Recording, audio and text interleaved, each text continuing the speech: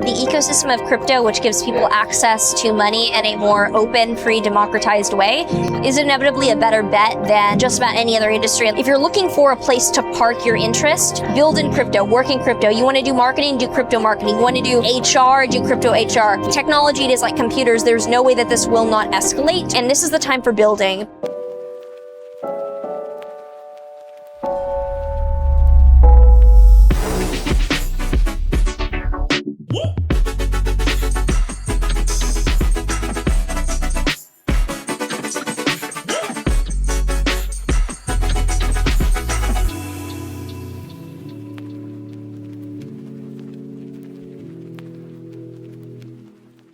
Dear crypto community, blockchain blazers across the globe, welcome back to Cryptonites, the no BS blockchain channel built with the community and for the community. And today we have a very, very special guest, MAREN ALTMAN, here in London for the Coin Bureau conference. Thank you so much for coming on the show. Thank you for having me. Lovely to have you. Amazing speech, by the way. You're influencing a lot of people out there, which is very, very nice to see. And I'd like to kick off, MAREN, by a simple question. Everyone has its own personal story.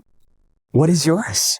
I grew up obsessed with astrology. I found it when I was learning to read, just happened to be next to cartoons in the newspaper. That was the horoscopes and lifelong study of astrology. I also grew up acting, and that background I thought was going to be my career, but instead when I got to university, I switched into philosophy, and that was when I realized that I love tracking world events more than just personal horoscope psychology. And that's why I made the switch to study things that would supplement that with understanding of the framework of reality, basically. And I heard about Bitcoin, and I put not everything I had left, which was measly, but I began dollar cost averaging into Bitcoin, and through that process was tracking planetary cycles of financial markets, but I also became passionate about trading alongside that. It was something that I found very in tune with my skill set and interest. And as I did that, I joined TikTok and did not know what a commotion, wearing all red and talking about planets and coins and magic internet money and moons would do to me. Fast forward to today, I'm speaking at events, building things, and I have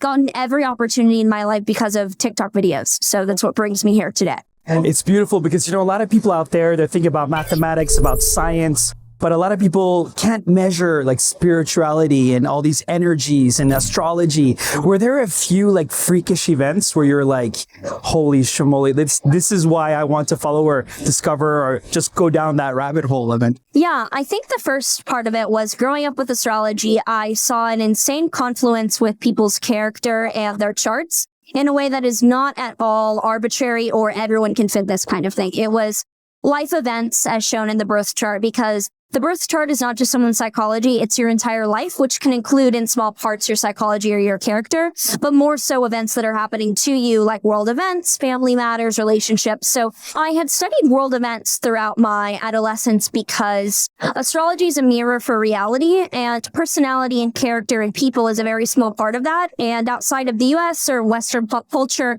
it's pretty normal to think of astrology in a way of studying reality, not just people. So when I found that as a teenager, I immediately began tracking political cycles and more just world themes. There's a book called Cosmos and Psyche by a guy named Richard Tarnas, and I was in a PhD program under him before I dropped out for crypto, where he walks through all of Western history through the lens of astrological cycles and documents specific events to the date and what planetary alignments were exact during that time. So when I found finance graduating from university just simply due to needing a place to put a little bit of money and start thinking about investing, I found financial astrology. I am not the first person to do it. I'm not inventive. I'm not unique.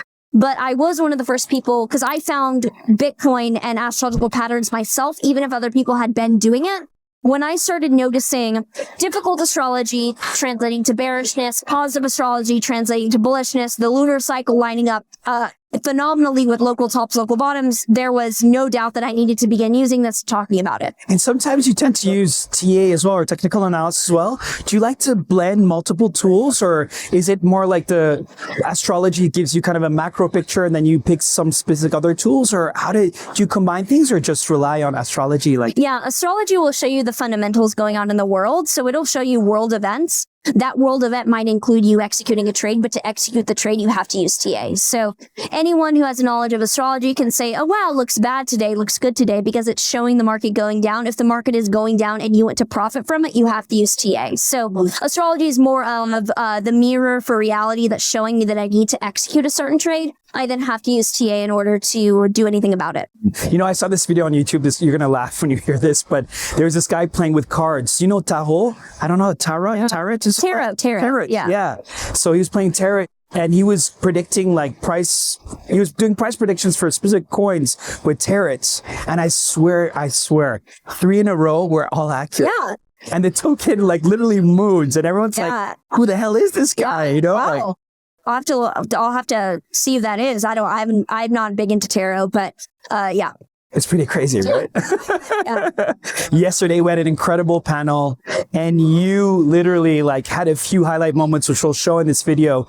But we're talking about the pain out there, showing empathy to the community that yes, we're in really bad market cycles. But overall, going back to that specific question of the markets of today, how do you see it playing out? Obviously, it's not looking good, but I'd love to hear from your... Yeah, I think that there's no doubt that the geopolitical climate is the context, that no matter how good adoption, institutional interest, countries making Bitcoin legal tender, it doesn't really matter when the average retail consumer is putting their money into foods and services to survive. They're not thinking about putting into Bitcoin, let alone other altcoins for the most part. There will be other opportunities in the space of newly emerging projects simply due to inflow of capital into something because it's new and novel. But overall, as a space, I think that we need to be humbled by the fact that these things are not going to go up if the average person is worried about the status of their country, their loved ones in Europe, etc. These things are much more at the forefront of people's minds. Yeah. And money is commodified energy, or its value put into a commodity. And you can get that value other places. You can put worth in other places. It might not be as overtly dopamine hit inducing, but this just means energy is going down here. I would not count on getting my energy from this source. That makes a lot of sense. And you mentioned specifically the most bearish scenario would be war escalation yesterday, right? What exactly did you mean by that? I hope it's not coming. No, I think the more uncertain and unstable world dynamics get, the less likely someone wants to hold their money into something that is highly speculative. Even if you argue that Bitcoin is the best retirement investment, I can get the arguments. But in this moment right now, one of the most speculative things that you could do is hold a random asset. It's just Bitcoin versus, food, gold, just cash, so that you can get your family out of somewhere or get your family to somewhere. I don't have any specific, predictions, but if any sort of combat picks up, any sort of economic sanction picks up to a degree where the average person is more affected, given inflation, given food shortages, I think food shortages is huge. With the amount of wheat and agriculture and fertilizer coming out of Ukraine and Russia, that's going to be a delayed onset too. It's not going to be as bad for the US, obviously, but for countries in the Middle East or Eastern Europe that heavily depend on that, that's going to be the delayed onset where people's money is just literally going to go towards stockpiling or buying goods when they're available. So I think the worst case scenario could be multiple things. Even though I study combat, that's been a lifelong interest, I don't have anything that comes to mind. I'm not going to pretend to be aware of Putin's mind, of Russian military doctrine. I've looked at their nuclear manifesto. They can only use nuclear weapons if they feel like the state of Russia is is possibly under attack. It has to be that the state of Russia literally could cease to exist. Usually it's thrown out. Mutually assured destruction generally means threats are going to be thrown out. Likelihood of using it, not really viable for now. So I'd say there can be multiple things that don't have to be worst case for this to ramp up and escalate. But the more intense that gets, even me, I don't want things on crypto too heavily right now, because the likelihood of cyber issues, I think that cyber attacks are the possibility of it's huge, and that's actually where I think some of the issues could come in. And so when you look at astrology, can you see throughout the year, or is 2022 just going to be a horrendous year as it's already started? Or no, the last week of October, first week of November are eclipse season. So in October into November, the last week and the first week are the most dire, difficult parts of the entire year, I would argue. Yeah. It can't be bad forever. It can't be difficult forever. There's ebbs and flows, but I'd say eclipses this particular year are really intense, and we're in them right now. So I'd say this is the most challenging period. Yeah. So we need to stick in. Yeah. Yeah. Ebbs and flows. Yeah. It goes up and down. It goes up and down. I love the fact that you study stoicism, you know, to not worry so much and not be too emotional, right? Right. About it. And so, like, you know, a lot of people are looking for opportunities out there in terms of, you know, where should I put my money? Should I just keep cash? Should I put like stable coins?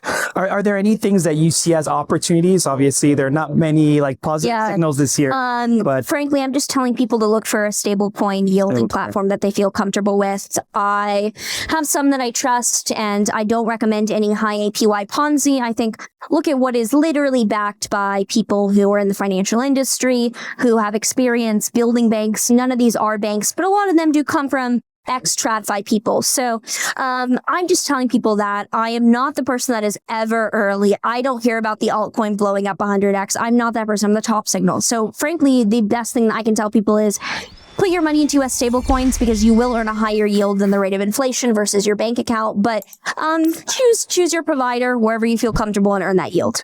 That makes a lot of sense. I think one of the things we forget to do very often is understanding our own risk appetite, doing enough self-analysis to really realize you are yourself an influencer. You have a massive community. Are there any other people that you look up to or you like to...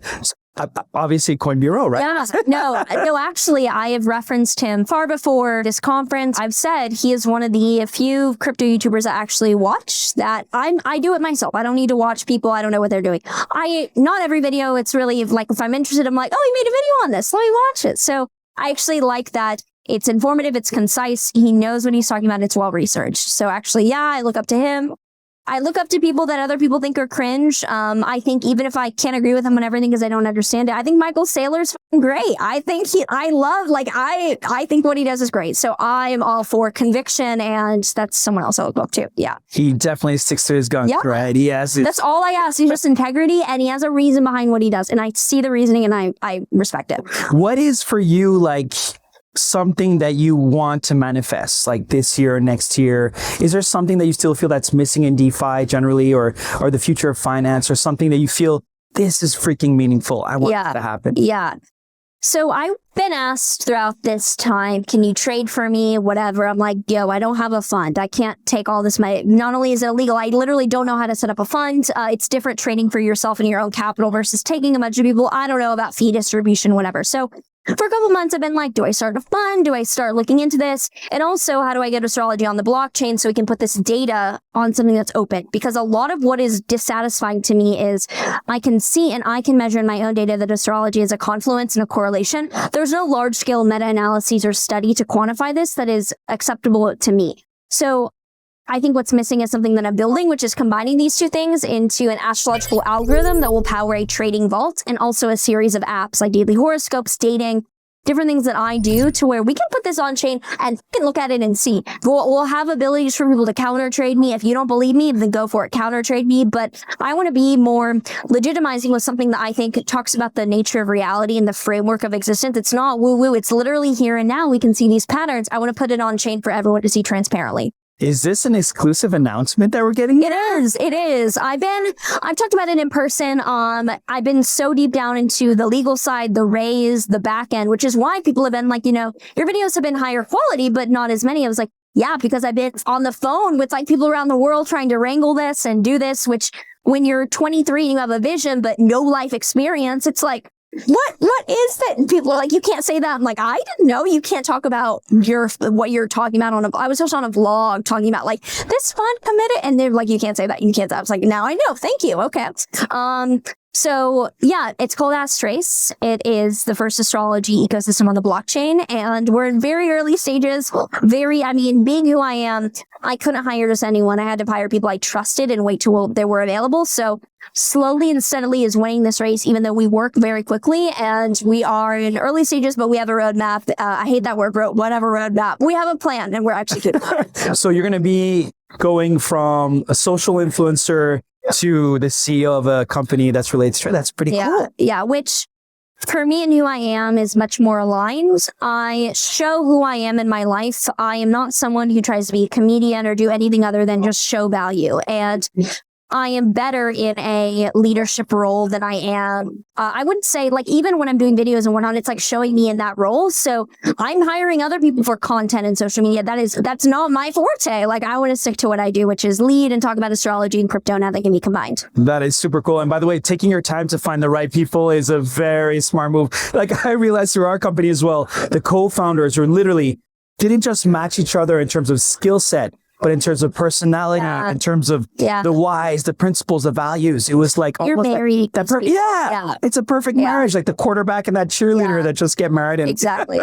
So I'd love to ask you one last question. What is the final message or the closing comments you'd like to share with the community for this interview? I would say that it doesn't matter what price certain assets are at, that the ecosystem of crypto, which gives people access to money in a more open, free, democratized way, is inevitably a better bet than building in just about any other industry, unless you have some niche interest, then follow your dreams. But like, if you're looking for a place to park your interest, build in crypto, work in crypto. You want to do marketing, do crypto marketing. You want to do HR, do crypto HR. If you're, I don't know, even in the medical field, you could do something that's in a country that's crypto friendly, that kind of thing. Think about betting on an industry that is literally technology. It is like computers. There's no way that this will not escalate to where who cares what the number in the market is? You do not have to care about trading. That's not the focus. That's what I've gotten into accidentally, but you can do any job, any role in the presence of crypto where I'm not going to tell you to earn your income in crypto, like, no. But if you can gather up some tokens and have those appreciate and suddenly take off, that can change your life. So someone yesterday brought up a really good point on the panel about how offer to work for free for a project for 0.1% of the supply. That is like nothing. And when it's a bull run, that can blow up to millions. So doing things like that are upside bets can be really important. And this is the time for building. People say that and they think it's ironic. No, it's literally the time for getting down and not riding off dopamine when something does 100x. So researching the space and seeing where your role can fit well, I think is an incredible asymmetric bet with there's literally no risk. You did a job. If there's no crypto, you did a job. So yeah. That's the best advice ever, because you can quit your day-to-day jobs or just be an advisor. Yeah. I actually saw a lawyer from that event and I'm like, listen, so many startups need legal advisory. I so many people after that event, that exact advice, because I've told them to look for jobs in crypto, but none to ask for a percentage and work like that, which is viable because a lot of these projects have huge treasuries. It's worth nothing today, but one day. Maren, you've been a superstar yesterday, today on the panel, and today on Cryptonites. Thank you so much for coming on the show. Yeah, of course. Guys, if you like this show, don't forget to blast that bell notification to get access to more of these timeless interviews, and join us every Wednesday, premiere at a PC near you, 8 o'clock BST. See you next week, guys. So you can talk about all the hopium that you want to, and that's what, let's be honest, but that's what will give you clicks. But the reality is that these markets, they suck for sometimes. And there's a natural progression. And it's just like Peter Lynch said. He said, look, everybody's got the brain power to invest. The question is, do you have the stomach for it? And this is the time right now when millionaires and billionaires are made. I know it hurts to say it, but let's be honest, this is the only way we're going to get through. Thank you so much for watching the show. We love you for all the support, and tune in next week for the next episode of Cryptonites.